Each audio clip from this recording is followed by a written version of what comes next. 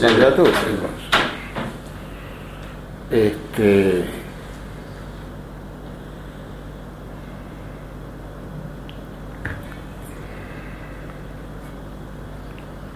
Ahí, bueno, se elige el candidato,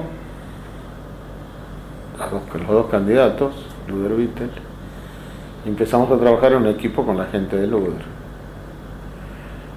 que nos trasladamos a un edificio en la calle Reconquista, que había conseguido Luder, un edificio moderno, muy lindo, Reconquista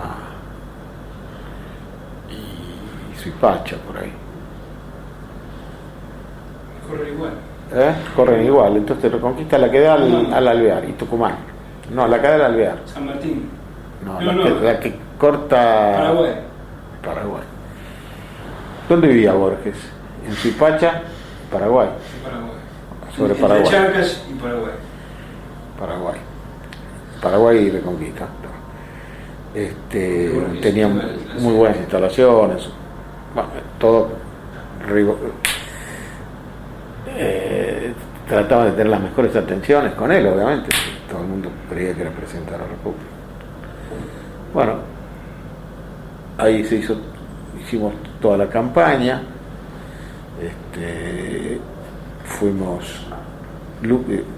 Lorenzo hizo con nosotros gran parte de la campaña.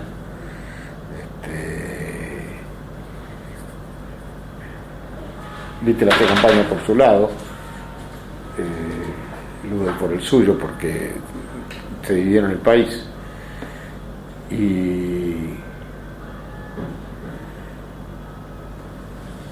Pero llegamos, bueno, todas las candidaturas, desde elegido el candidato a presidente, todas las candidaturas se eligieron en la Unión Obrera Metalúrgica, todas, y desde el presidente hasta el último concejal prácticamente. Sin el visto bueno de ellos no había candidatura posible.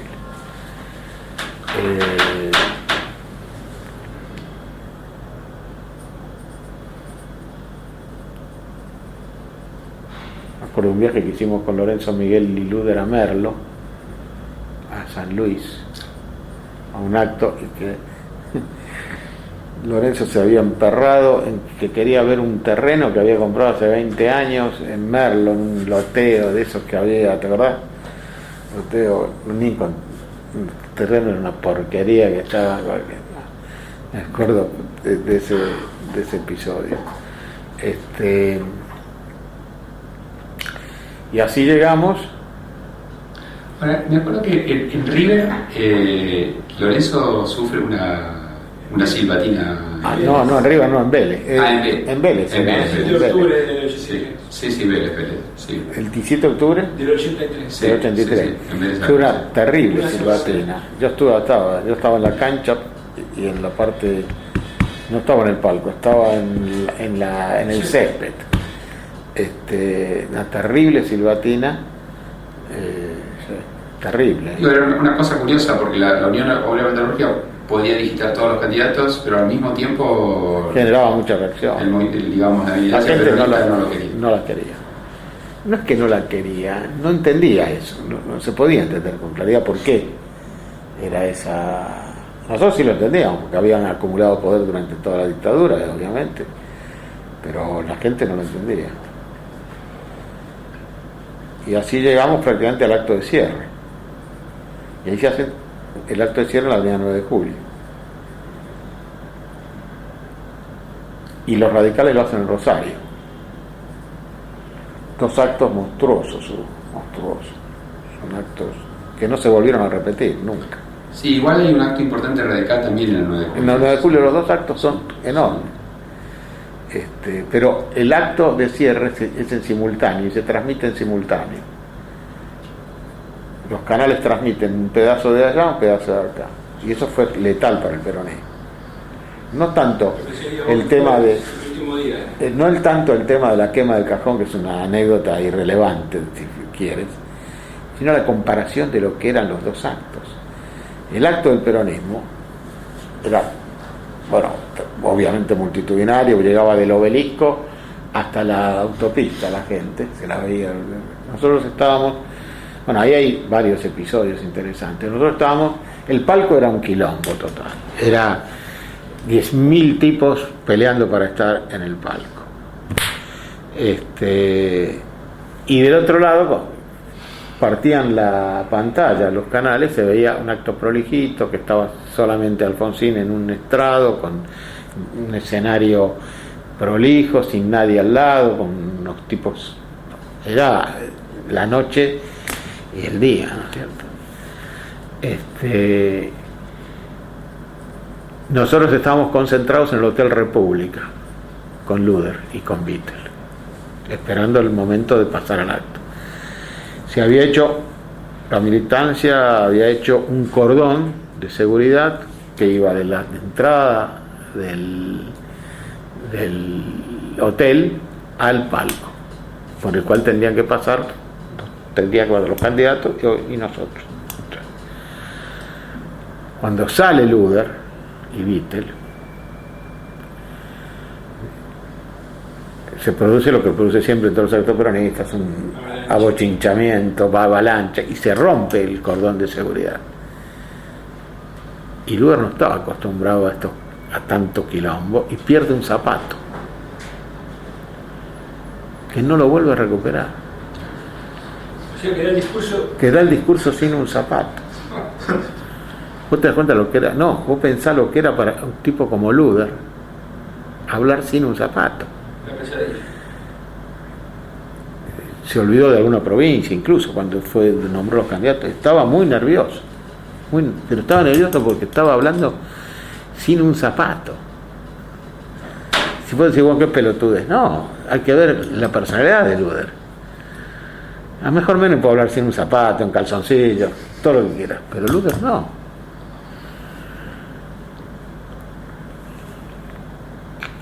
Y se produce ese acto anecdótico que no tiene ninguna trascendencia, que son mentiras, que se perdieron las elecciones, porque las elecciones se perdieron por muchas razones. Y si había un golpe final fue el desorden del peronismo y el orden del radicalismo, que para la gente era muy importante. Decía, esto es el caos, vienen otra vez, esto es el caos, se van a matar entre ellos, porque otra vez había peleas y esto y lo otro. Además que, como decíamos hace un rato en un almuerzo, el radicalismo supo interpretar esos anhelos subliminales de la sociedad. Es decir, por ejemplo, nosotros nos moríamos de risa porque Alfonsín recitaba el preámbulo, que eso fue decisivo, porque esto apelaba a la sensación que la sociedad tenía de la necesidad de reintegrarse a la Constitución y al Estado de Derecho. Y toda la gente, más o menos, sabía que el preámbulo, lo sabía de memoria, porque se lo habían enseñado en nuestra época en la escuela, y porque era la Constitución. Y después de la dictadura, la gente quería retornar al Estado de Derecho. Y esto lo interpretó con muchísima inteligencia quien le aconsejó a Alfonsín hacer eso, ¿no? Recitar en todos los discursos terminaban con el preámbulo de la Constitución, y nosotros decíamos, este es un pelotudo, mirá lo que hace. Y tenía razón, tenía absolutamente razón.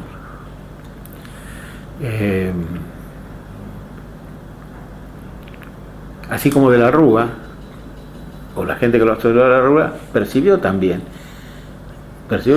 lo malgastó, pero cuando él dice acertadamente yo soy aburrido, no está diciendo una tontería, está señalando un cambio de estilo que la gente deseaba, porque nuestro gobierno era un gobierno que crispaba. ¿Por qué crispaba? Porque nosotros lo bombardeamos con iniciativas todos los días. Un día se levantaba Menem y decía vamos a hacer tal cosa, otro día estamos haciendo tal cosa, y la gente, claro, quería un aburrido. Bueno, ahora, hay dos episodios durante ese periodo que me interesaría, digamos, uno de ellos es la llamada denuncia de parte de Alfonsín del pacto sindicalista. La otra cosa que Alfonsín percibe es la necesidad de pegar al peronismo, a los militares. Esas son las dos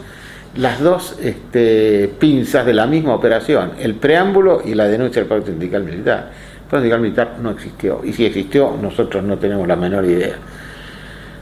ni Vittel, ni Luder, ni nadie. Pero era una cosa muy hábil, porque además, si vos me decís, ¿y cómo lo probaba? Y no lo podía, nadie lo probaba. Pero que habían existido conversaciones entre peronistas y militares, sí, había existido durante todo el tiempo. Básicamente que la sociedad era proclive a creer. Además, pero todo el mundo lo creía eso, sobre todo de parte de los dirigentes sindicales. Son las dos pinzas con el mismo objetivo. Y después el otro tema es el momento, no sé, que allí, el momento en que Luder dice, bueno, la ley de autoamnistía será lamentable pero tiene efectos irreversibles. ¿Te acordás? No. ¿No te acordás? No, la verdad que no me acuerdo.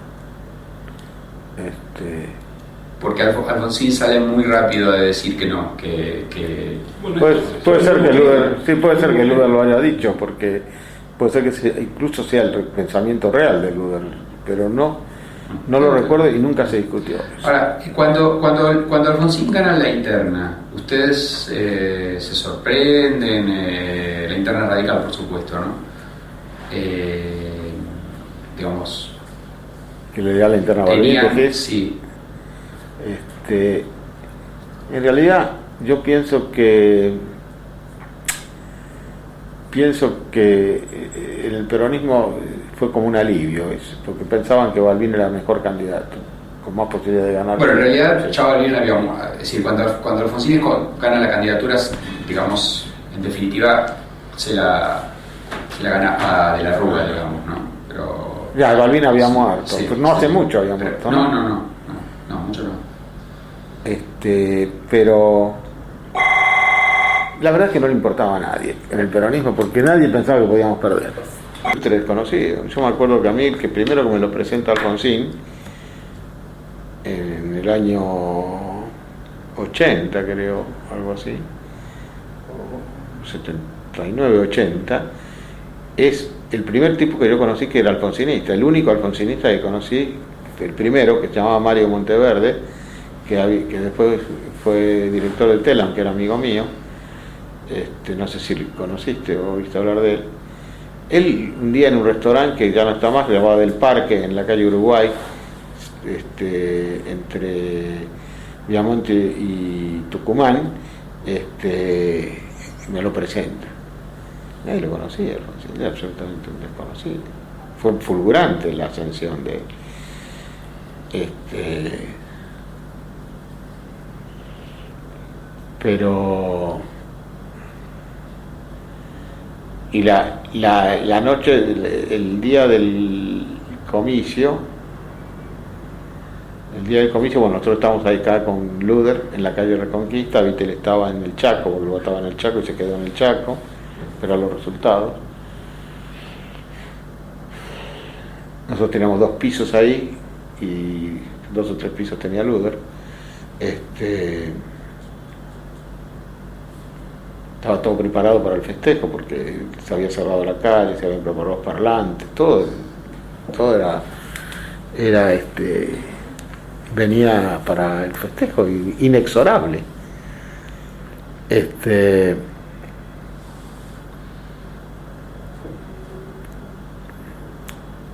Uno de los primeros resultados que llega a nosotros es de San Martín. Del partido de San Martín. Sí, acá. Era muy parejo. Yo le llamé a Vittel y le digo, escribano, estamos perdiendo, le digo, porque si viene de San Martín parejo, imagínese lo que va a hacer en otros lados. Efectivamente, en 2-3 horas no quedaba nadie, quedaba Luder y 2 o 3 más, y nosotros 2 o 3 más.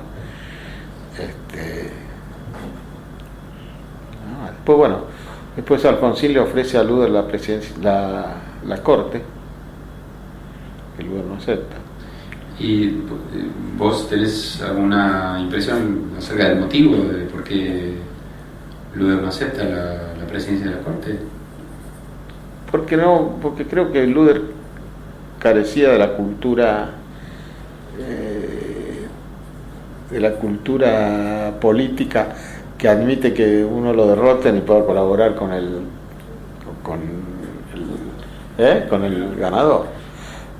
Es decir, tenía miedo que lo crucifiquen políticamente los propios. Es decir, el peronismo no tenía una cultura democrática, digamos. Había hombres democráticos, muchos, pero no tenía una cultura democrática, que la adquiere recién con Menem, muchos años después. Y después de la renovación. Eso es una de las cosas más positivas de la renovación. Así como lo no positivo de la cultura gerencial de la política, lo positivo es esto, ¿no?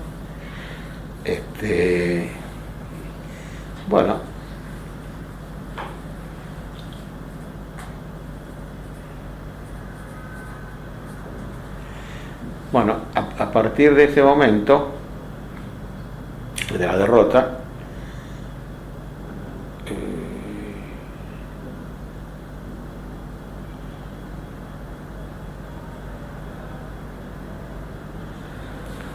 asume la presidencia del partido Lorenzo Miguel, que de alguna manera blanqueaba la realidad, por lo menos hasta ese momento. Y nos instalamos en nuestra transhumancia de locales, nos instalamos en un local de la obra social de los ferroviarios en la calle Riobamba, entre Corrientes y Sarmiento, yendo para Sarmiento, mano izquierda. ¿Vos estuviste en esa reunión después de las elecciones enseguida, sí, en la calle Rojas? Donde sí. Esa era, ahora, fue 2 días eso, después. sí, eso fue antes de lo que yo estoy diciendo. Sí, por eso. Ese era un local muy lindo de una, como todas las cosas de los sindicalistas, de una cooperativa quebrada. Así que después salió que era una cooperativa quebrada, pero estuvimos bastante tiempo ahí. Y sí, en la calle Ricardo Rojas, antes de llegar a Leandro Alem, edificio nuevo en la esquina, tenía las oficinas un muchacho Seti, no sé si te acuerdas. Economista. Y ahí se hizo la reunión, la primera reunión del comité del Consejo Nacional después de la derrota. Menem hizo un escándalo que fue... Sí. No le dieron bola a nadie, pero bueno. Pero hizo una operación de prensa bárbara, sí, que sacaron fotos, sí, puteando. Con la vereda lo que nos dijo adentro. Sí. Y sí, ahí fue la primera reunión que... Es una aparición. Después, bueno, ahí se elige, y bueno, ahí estuve. Lorenzo asume la presidencia del partido.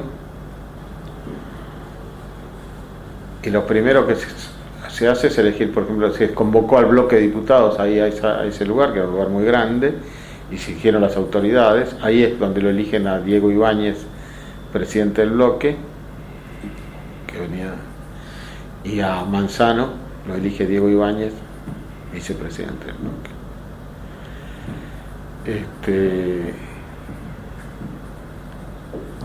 Y en ese momento vos eras apoderado y habías sido candidato a... No fui candidato a nada. No había sido candidato a nada.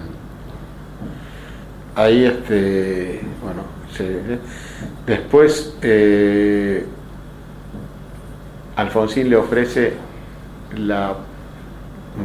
un cargo de ministro de la Corte a Petracchi.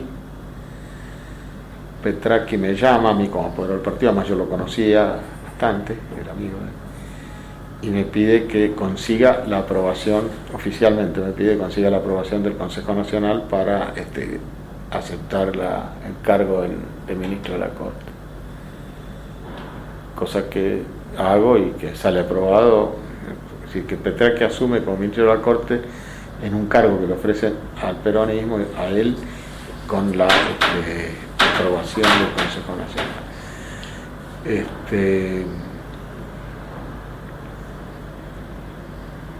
Antes de llegar ahí habíamos estado en un local de Espadones, 2 o 3 reuniones, no sé por dónde era, no me acuerdo, pero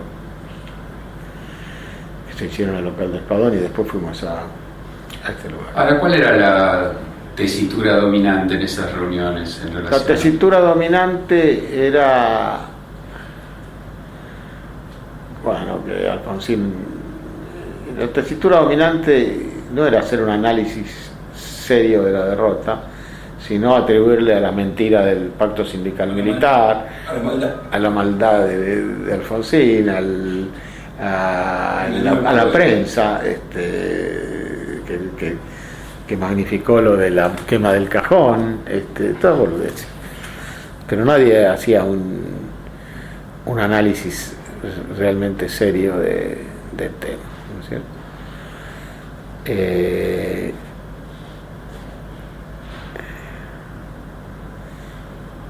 Y el Consejo Nacional se va reacomodando con Lorenzo a la cabeza, y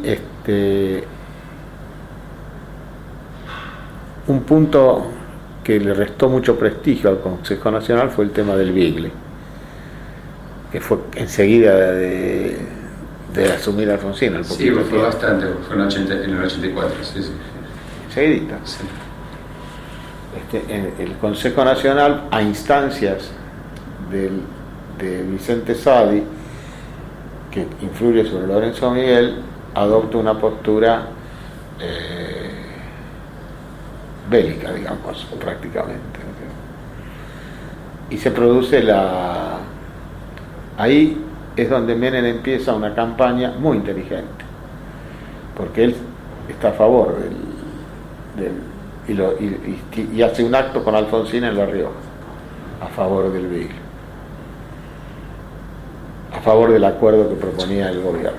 Y ahí se produce también el lamentable debate entre Caputo y Vicente Sadi, que realmente era una cosa para llorar. En todo esto, ¿cómo? En todo esto yo fungía como apoderado del partido, y trataba de evitarme los problemas, de actuar con una mayoría y un consejo que no eran con los que yo estaba vinculado mayormente. Porque Vittel ya no participaba del consejo. Pero me mantienen porque además yo era un tipo eficiente desde el punto de vista como apoderado nacional, era un tipo eficiente. Pero ellos reincorporan a su apoderado, que de alguna manera estaba relegado de la época de Luder, que era un abogado llamado Torcuato Fino.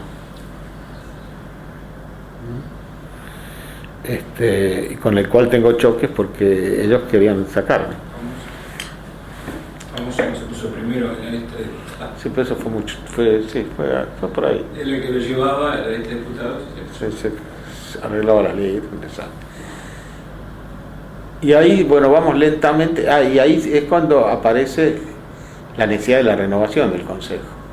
Querían provocar un hecho que significara que se sometían a una nueva, además Lorenzo quería dejar eso, se da cuenta que no le servía esto.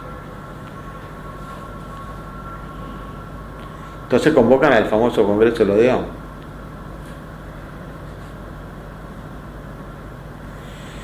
A todo eso, en ese consejo, nosotros habíamos formado un bloque, el consejo que presidía Lorenzo Miguel, que integraba Eduardo Vaca, ¿te acordás de Eduardo Vaca? Sí. Laura Velázquez, la hija de un dirigente sindical metalúrgico, yo, y dos o tres más que no me acuerdo. Y nosotros le proponemos a Lorenzo públicamente, en un acto, en una carta que después dimos a publicidad, avanzar en un proceso de renovación.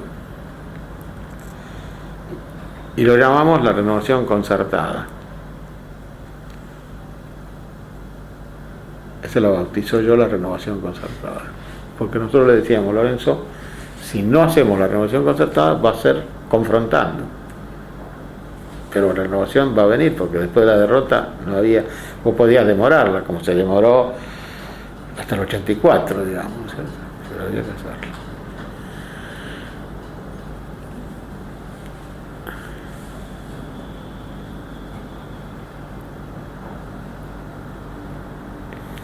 Se hace el Congreso del Odeón,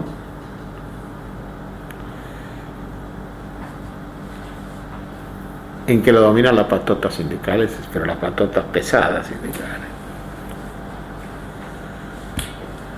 Ahí tiene una actividad muy importante Vicente Sadi, que curiosamente entiende el proceso y se pone del lado de la renovación, de lo que iba a ser la renovación, todavía no, pero en contra de la patota sindical.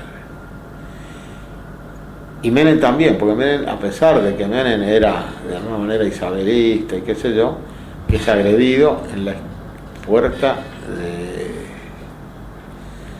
del teatro. Me acuerdo que estaba arriba del teatro en una sala que teníamos los apoderados, mirando a la calle y casi lo matan, lo agarran de los pelos, a él lo salva Mourinho, el jefe de custodio de Lorenzo. De Diego Ibáñez. De Diego Ibáñez, que era muy amigo, de Ibáñez era muy amigo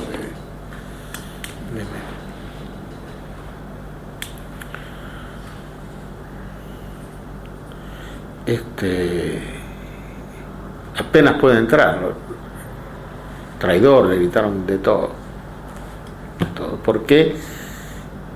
¿Por qué le gritaban traidor? Porque ya había pasado el episodio del Beagle, en que él había hecho el acto con Alfonsín. Entonces gritaban traidor, que esto está vendido, bla, bla, bla.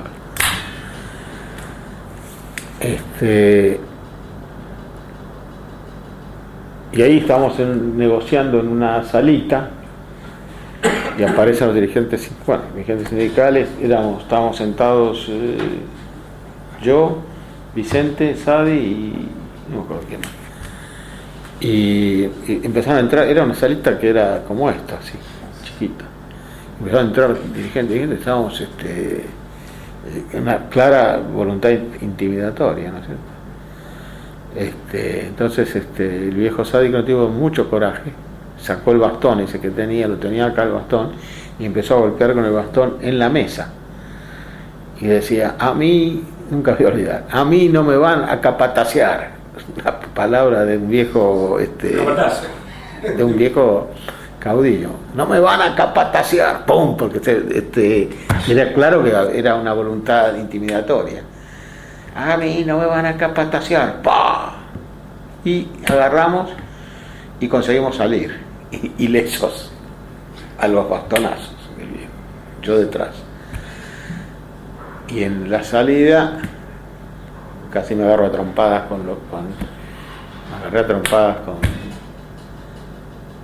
con este Fino, que no sé qué decía, y nos vamos del Congreso. Y ahí es donde nace la renovación. Nos vamos hasta un hotel, 2 cuadras más para allá, 2 o 3 cuadras pasando Corrientes, que lo llamaba Rodney. No sé, Rochester. Y ahí ese día nace la renovación. ¿Quiénes están? Y ahí hay mucha gente ya, porque ahí con nosotros se va Oraldo Britos, sí. Se va, bueno, este hombre Sadi, se va Eduardo Vaca, se va... ¿Menem está? No, Menem no está. ¿Cafiero? No, Cafiero tampoco. No, Cafiero no estaba. ¿Grosso? Tampoco. Ellos vienen bastante después. Ellos aparecen recién en el Congreso de Riondo. Ah, sí.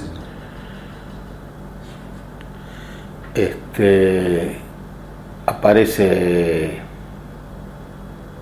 Bueno, no me acuerdo, habría que ver los diarios de la época que está, toda la gente que está. Y delegados de diversas provincias. Todo, tenemos en casi todas las provincias. Tenemos 2 o 3 días ahí en ese hotel, donde se va formando la gran corriente. Y ellos cometen el terrible error de elegir autoridades en un Congreso que venía severamente dividido. Y lo eligen fíjate, le dije, presidente a Bernet, querían poner una cara joven. Y después viene Herminio Iglesias, Diego Ibáñez, de la Carne, que había colaborado con la represión en Bahía Blanca, bueno, no me acuerdo cómo se llama. Lesio Romero. Lesio Romero. Y varios. Fito Ponce. Fito Ponce me refería yo. Bueno, Lesio Romero de la Carne, que creo que era regidor de verano, ¿no? Sí.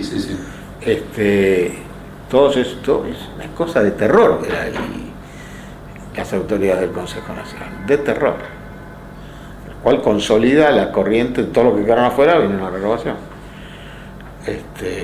Y después de 2 o 3 días que consolidamos esto, sacamos una declaración y qué sé yo, y me nombran apoderado del sector para hacer las presentaciones judiciales impugnando el Congreso de las autoridades de este Congreso.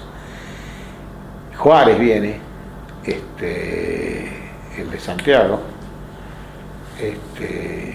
bueno, Antonio.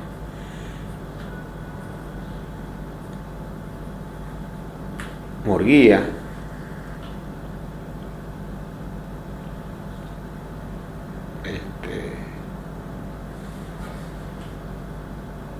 no me acuerdo, mucha gente.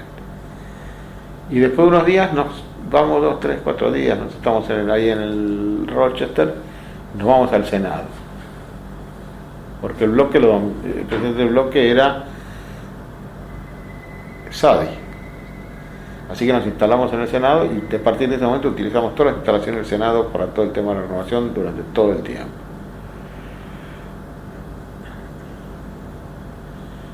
Y bueno, y de ahí se consolida Oraldo Britos, mucho. Bueno, y ahí se lanza una batalla judicial.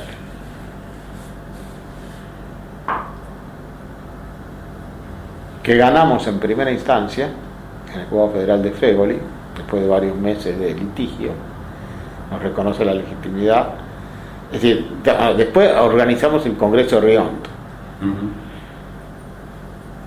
En el Congreso de Riondo es donde aparece Grosso, Cafiero, qué sé yo, que quieren ingresar en la conducción, que no entran en la conducción, no se los elige. En la conducción se le elige a Britos.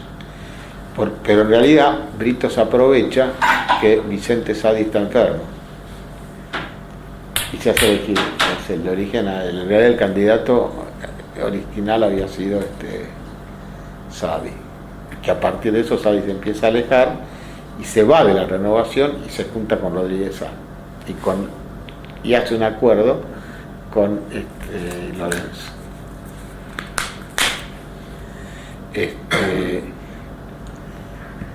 La batalla judicial termina cuando nos reconocen a nosotros la legitimidad de nuestras autoridades en primera instancia, y cuando apelamos el gobierno interviene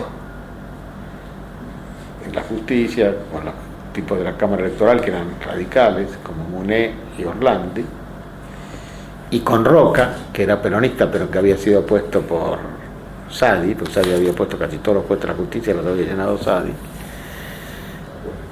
Y ahí, como no pueden cagarnos, legalmente hacen una cosa híbrida que no se entendía qué era y que produce una confusión de tal magnitud que nos fuerza a una negociación. ¿Cuál era la negociación? Y no había manera de zafar de esa, era hacer un nuevo Congreso. Nosotros sabíamos que el nuevo Congreso estaba perdido. La renovación perdida, y ahí sí se forma el Congreso de La Pampa. Nos van todos a La Pampa y ahí perdemos el Congreso. O sea, vos decís que el gobierno, desde el Ministerio del Interior, hubo una intervención directa para complicarles la vida. Total, no querían la renovación, porque ellos siempre pensaron, con bastante criterio lógico, que el peronismo, si la renovación triunfaba, iba a ser un adversario muchísimo más peligroso que si triunfaban los tipos a quienes ellos ya habían derrotado. Sin perjuicio de eso, nosotros conseguimos una audiencia con Alfonsín en Olivos. y va todo el consejo. Muy buena fue la audiencia, pero bueno, igual no. Ellos habían optado, y pues, después fue el congreso que se hizo en La Pampa, y bueno, hicieron un consejo nacional entre Vicente Sadi, Adolfo Rodríguez Sá, los sindicalistas, Armin y todo, habían hecho un acuerdo y nos dejaron a nosotros absolutamente afuera, y a Cafiero y a todos. La señora Perón la vuelven a nombrar. Sí, la vuelven a nombrar como presidente, qué sé. Marín estaba con nosotros, pero bueno, no puedo hacer absolutamente nada. Y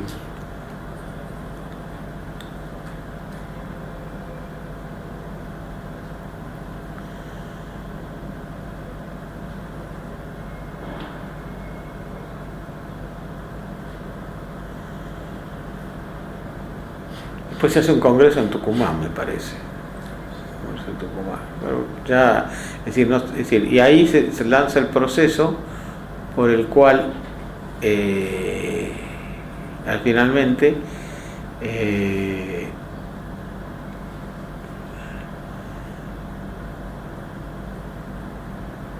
empieza a, es decir, Cafiero se va por afuera en la provincia de Buenos Aires. Claro. Y ahí cuando Cafiero gana, se revierte la relación de fuerza, pero la fuerza es de fuera del partido, y ahí bueno, de ahí se convoca, después fue la elección presidencial, viene todo el proceso que lo hablamos, y interesante también cómo llega Cafiero y todo, y después lo hablamos otro día. Sí.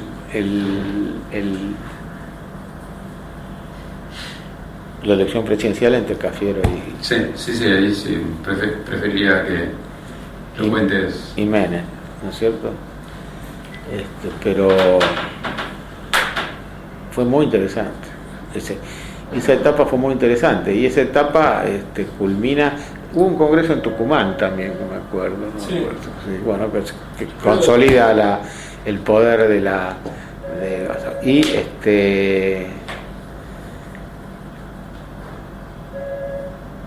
y la gran batalla que se da es por el voto directo. Claro. ¿Se consigue eso? ¿Cómo? ¿Se consigue eso? Se consigue después. Después de que gana Cafiero el 87. Sí. Claro, se consigue después. Bueno, si te parece. Listo. Bárbaro.